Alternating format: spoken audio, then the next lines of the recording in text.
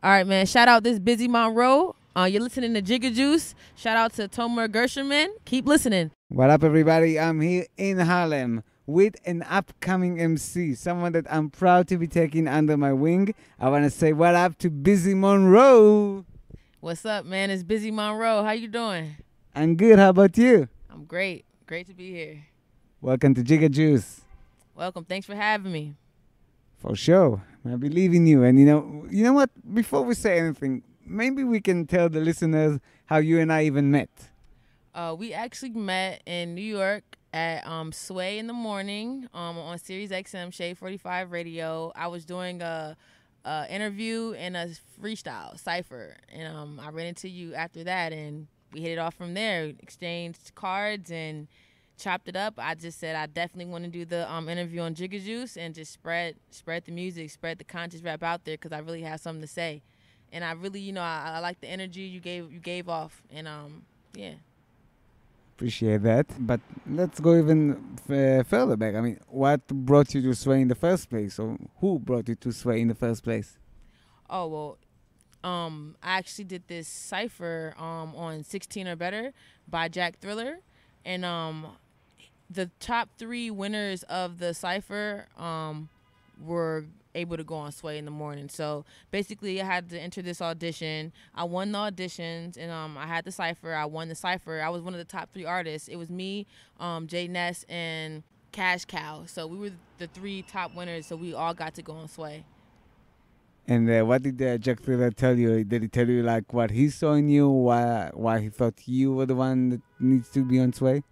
Yeah, he told me, my energy and what I was saying. Like, I'm not just out there spitting the typical bars you hear, from rappers. I actually have a conscious side to me and actually a really good voice.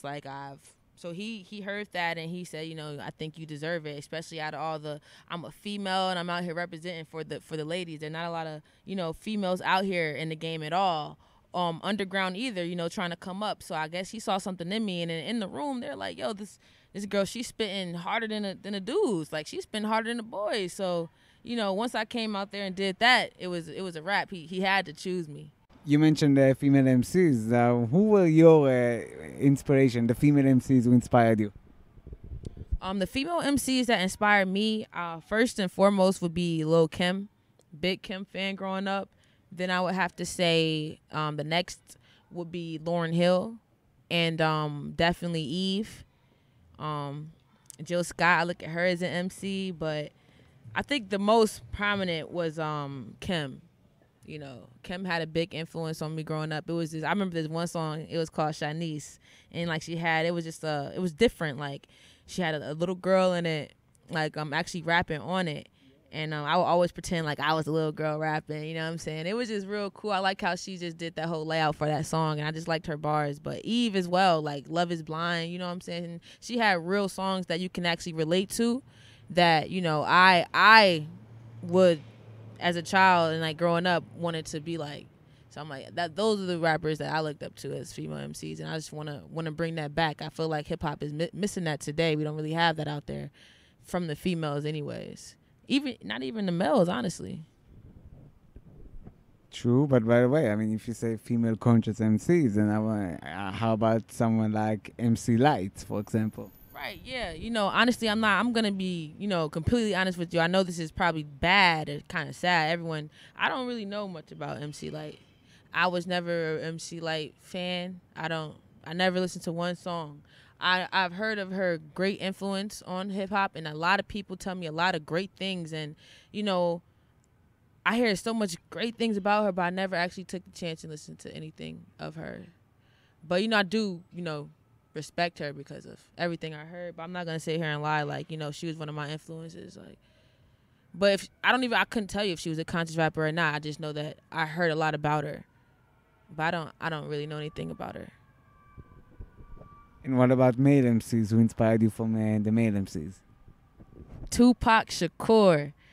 Definitely, man. He was my biggest inspiration. I wanted to be Tupac growing up, man, for real. Like, just the fact that he had that poetic side to him that I, feel like I have, and had at that age. I just loved poetry and the way he articulated his words, the way everything he did. Like I was crazy about Tupac, you know what I'm saying? And how he got his message across was just so dope through his music and made it sound so poetic and dope and very believable because like that's what he was living. Like, you know what I'm saying? And he was just a very intelligent individual, but also had his street side. And I feel like I can relate to that because I feel like I have the intellectual side to me where I've been in school and all this, and I also have like this street side. I have my family who, didn't have and grew up in the projects, grew up on welfare, and I've been in those places, you know what I'm saying? So Pac was just like a huge inspiration. I listened to Wayne growing up as well and other artists, but I say Tupac was my main influence. I really listen to that man every day, like, on repeat. So Wayne is big too, and I did listen to like Yo Gotti, Boosie, Gucci Mane, like little artists like that growing up as well. But as far as someone who really inspired me would have to be Pac. Gucci and them is more like, made me just want to freestyle and rap and play around with it. But Pac made me want to write.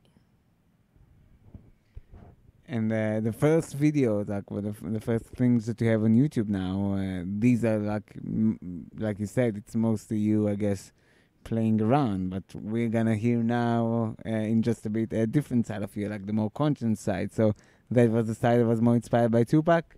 Yes, that's definitely the side more inspired by Tupac. Yeah, the videos I have out right now, like I have a Only Freestyle, Busy Bitch. That's me playing around on beats and just showing that I could.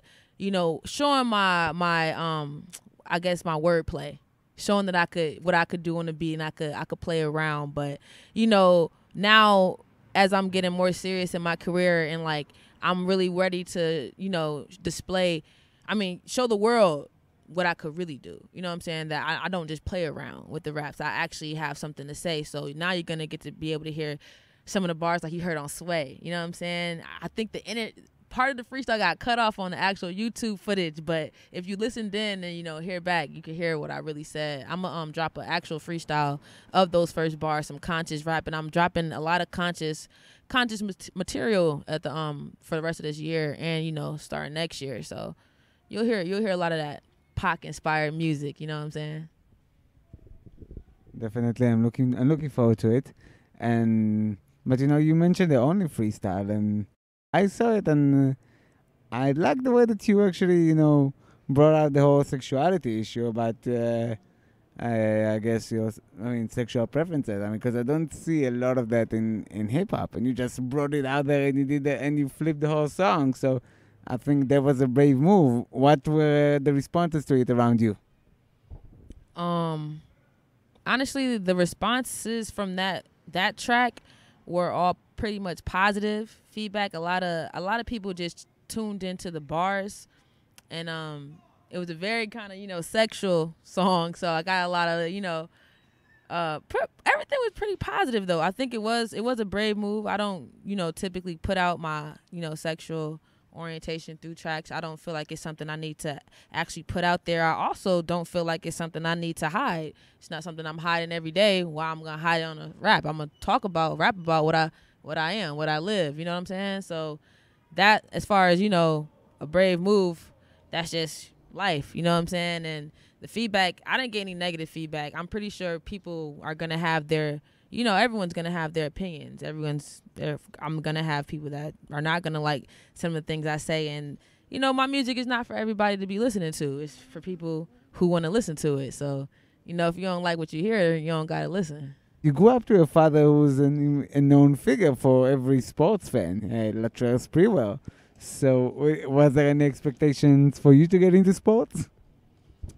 Well, growing up with a father in the NBA, there was no like pressure for me to get into it. But naturally, as a little girl, who looked up to her father, you know what I'm saying, and my father was my hero, so naturally, I wanted to get into sports. I was in every sport, you know what I'm saying. I did basketball, softball, soccer. I even did lacrosse, swimming. Every sport you could think of, I pretty much did it. And honestly, I think I would do that even if he wasn't in the NBA, because I was just such a tomboy. I like sports in general, so I don't think that really had a big, influence on it, but definitely some of it, because that was my hero. So I want to be like my dad. You know what I'm saying? And how does it feel about you getting into hip hop? Was even hip hop playing in the house all the time? All the time, every day. I mean, even my mom growing up, my stepmother, shout out to her, because she was a great influence on my musical career. She just always had me listening to old school 90s R&B, 80s, 70s, all of that. Thank you, Mom. My dad too, hip hop. He even listened to R&B, but hip hop was always playing, and R&B was always playing throughout the house. A lot of R&B and soul, and a lot of hip hop. So just hearing that and rap throughout, just growing up, my whole life, I heard it. My dad is a huge music person, and my mom, like, we always blasting music in our cars, trucks, and my dad had a whole studio in his basement. You know what I'm saying? Like, big speakers everywhere. So music was very, very, very relative growing up, and it was everywhere in my life. So shout out to my parents for that. By the way, you said you told me earlier that you're from Missouri, but your father was playing for the Knicks for a while. So when he was playing for the Knicks, were you living here? Yeah, while he was playing for the Knicks, I lived here. So is New York also a big influence on you? New York is a huge influence on me. Yes, huge influence on me. But I always rep Poplar Bluff, 573. You know what I mean? 573, we out here, Boo Hill. I'm from Poplar Bluff, Missouri. And I'm putting that song. Let's get it. So where can we find you on social media? Follow me on Twitter, Instagram, and Facebook. Twitter and Instagram is BIZZIEMONROE. No spaces, just Bizzie Monroe. My Facebook, you can follow me, Alexis Page, no I, Page, Spreewell. In parentheses, Bizzie Monroe. And I also have Snapchat if you have that, Bizzie_Monroe. Follow me. Hell yeah. Okay, Bizzie Monroe, thanks for coming to the show. Thanks for having me, Tomer. We'll be in touch. Thanks.